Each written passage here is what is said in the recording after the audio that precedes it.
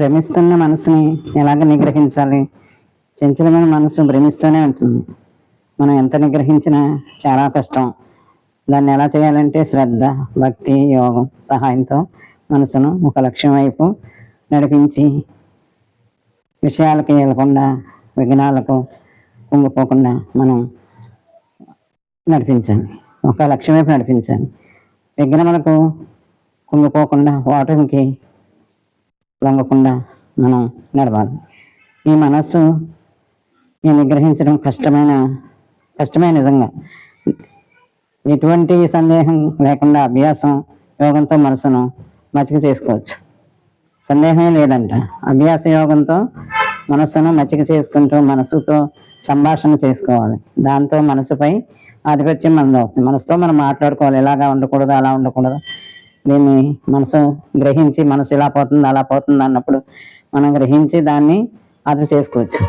దొంగని ఎలా అయితే గమనించినప్పుడు దొంగతనం చేయలేడు, ఈ మనసుని మనం గమనిస్తే ఎటు పోలేదు, భ్రమించలేదు, భ్రమలకు వెళ్ళలేదు. అలా మనం మనసు మీద ఆధిపత్యం చేయొచ్చు.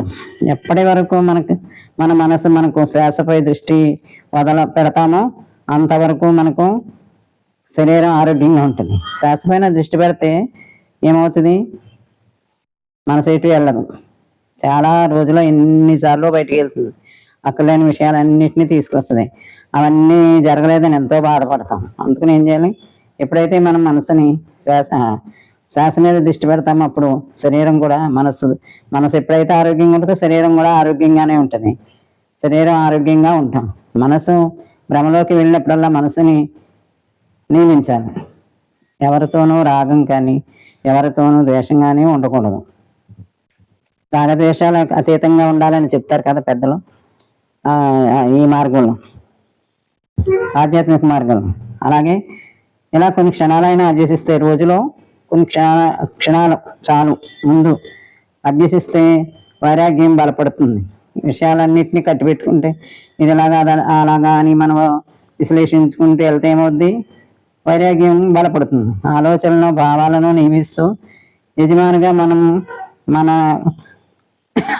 యజమానిగా ఉంటాం. భావాలను ఎన్నిటిని మనమే నియమించుకుంటే యజమానిగా మనం వాటిని త్రోసిపుచ్చాలన్నమాట. ఈ ఆలోచనలు, ఈ చెడ్డ భావాలు, ఏవో అనేకం వస్తాయి. అందరికీ అనుభవమే కదా మనసులో వచ్చేయన్నీ. కానీ మనం గుర్తించం, దాన్ని నియమించాలని ప్రయత్నం చేయం. మనసు ఎటు వెళ్తే అటు వెళ్ళిపోతాం. అలా కాకుండా త్రోసిపుచ్చాలి. ఏది విన్నా, ఏది చూసినా కూడా మనసు వెళ్ళిపోద్ది వెంటనే. ఇంద్రియాల ద్వారా మంచిని గ్రహిస్తే ఆలోచనలు కూడా మంచిగా ఉంటాయి. చెడు లేకపోతే చింతలు కూడా ఉండవు.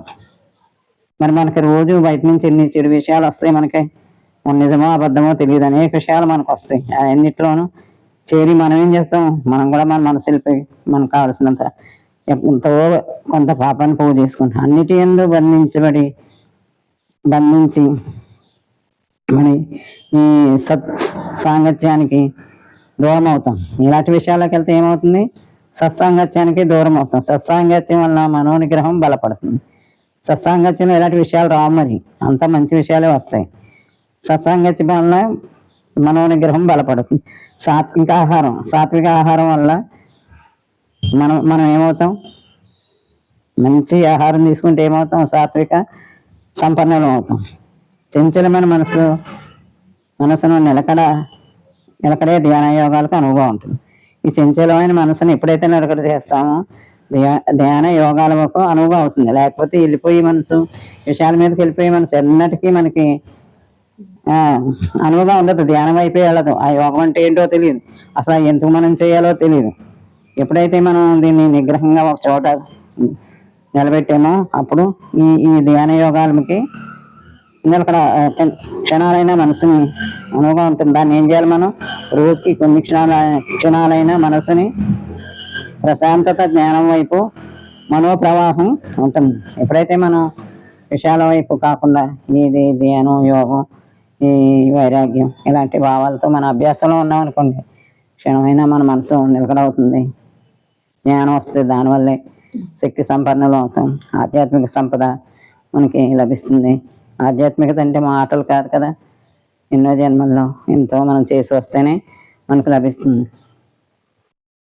మరి